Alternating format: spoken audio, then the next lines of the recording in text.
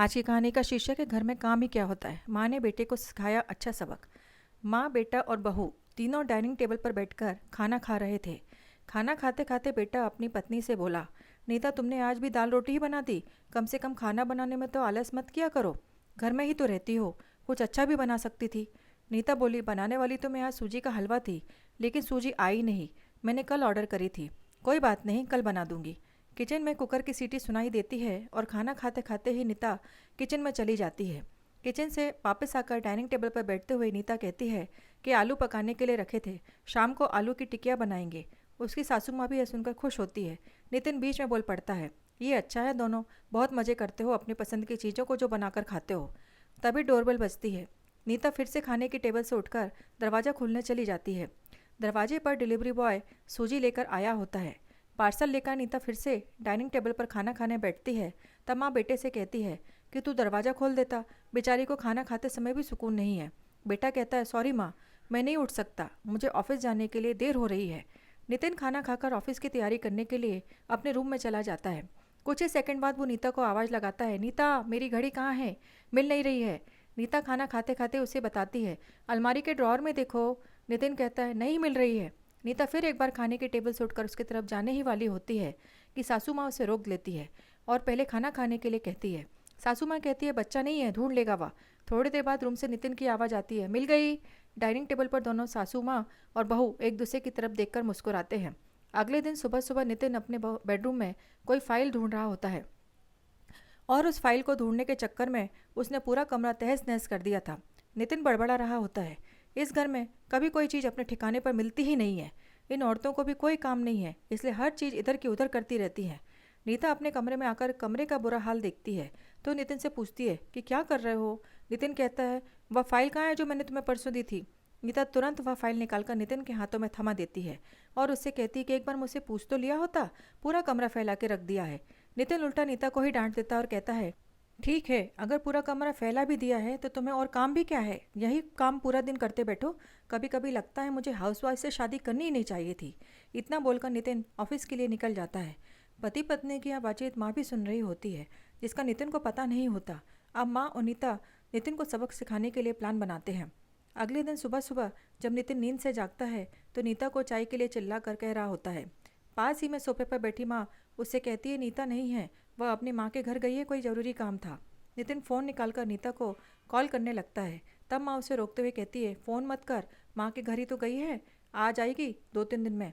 Nitin phone रख देता है और माँ से कह रहा होता है कि माँ चाय। तभी माँ बोल पड़ती है, हाँ हाँ, 2 कप बनाना, मैं भी पीऊँगी। पेमन से नितिन किचन की तरफ जाने लगता है चाय बनाने के लिए। तब माँ फिर से खड़े होते हुए कहती है, अरे बेटा रुको। नितिन को लगता है कि माँ उसे रोककर चाय बनाने चली जाएगी, लेकिन माँ कहती है, मेरी चाय में थोड़ी चीनी कम डालना। नितिन चाय बनाकर लाता है। माँ और बेटा दोनों चाय पी रहे होते हैं। तब माँ बोलती है, अच्छी बनाई है, लेकिन नीता जो चाय बनाती है उसमें तुलसी की कुछ पत्तियाँ भी डाल देती है, उसका स्वाद ही अलग आता है। बेटा कोई बात नहीं, अगली बार जब तू चाय बनाएगा तो ध्यान रखना। नितिन माँ की तरफ देखता ही रह जाता है। थोड़ी देर बाद नितिन माँ से कहता है, माँ आज खाने में मटर पनीर। माँ फिर से नितिन की बात काटते हुए कहती है, अरे वाह, आज मेरा बेटा मुझे मटर पनीर बनाकर खिलाएगा। अच्छा है, अच्छा है, काफ़ी दिनों से मटर पनीर खाने की इच्छा हो रही थी। नितिन कहता है, अरे माँ, मैं तुम्हें मटर पनीर बनाने के लिए कह रहा था। माँ कहती है, नहीं बेटा, मेरे घुटनों में बहुत दर्द रहता है, मैं इतने घंटों तक किचन में नहीं खड़ी रह सकती। नितिन अपना फ़ोन निकालकर रेस्टोरेंट से ऑर्डर करने लगता है।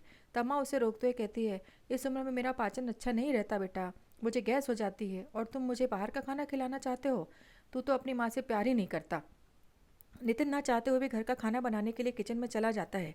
1 घंटे बाद खाना बन के तैयार हो जाता है। नितिन 2 थाली में खाना परोस कर माँ के पास आता है। माँ देखती है कि नितिन ने दाल रोटी बनाई है। माँ नितिन से कहती है, अरे बेटा, तू तो मटर पनीर बनाने वाला था ना।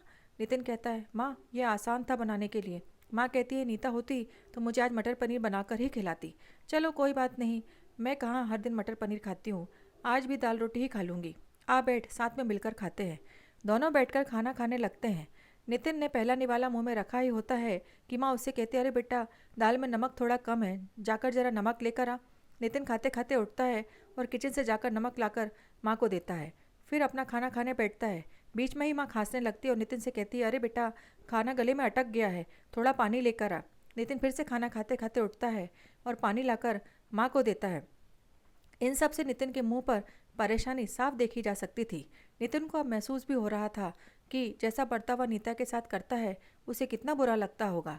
हालांकि नीता के मुंह पर कभी उसने शिकन नहीं देखी थी। माँ यही नहीं रुकती। खाना खाने के हो जाने पर माँ नितिन को थालियाँ धोने के लिए कहती है। फिर माँ अपने बेड पर आराम करने लगती है। तब नितिन को चादर ओढ़ाने के लिए कहती है। उसके बाद जब नितिन रूम से जा रहा होता है तब उसे रोककर एसी कम करने के लिए कहती है। इन सब कामों से अब परेशान हो जाता है लेकिन कुछ बोल नहीं पाता। अगले दिन सवेरे सवेरे नितिन खाना बनाने के लिए सब्जियां काट रहा होता है लेकिन उसका ध्यान सब्जियों पर नहीं होता है पर नीता के बारे में सोच रहा होता है और पछतावा कर रहा होता है कि वह कितना गलत था कि हाउसवाइफ का काम आसान होता है। तभी बौखलाहट में उसकी उंगली कट जाती है। उससे खून बहने लगता है और वह बेसिन में अपनी उंगली धोने के लिए चला जाता है। तभी नीता उसके पास आकर उसके हाथों में पट्टी बांधने लगती है। यानी कि नीता कभी माँ के घर गई ही नहीं थी।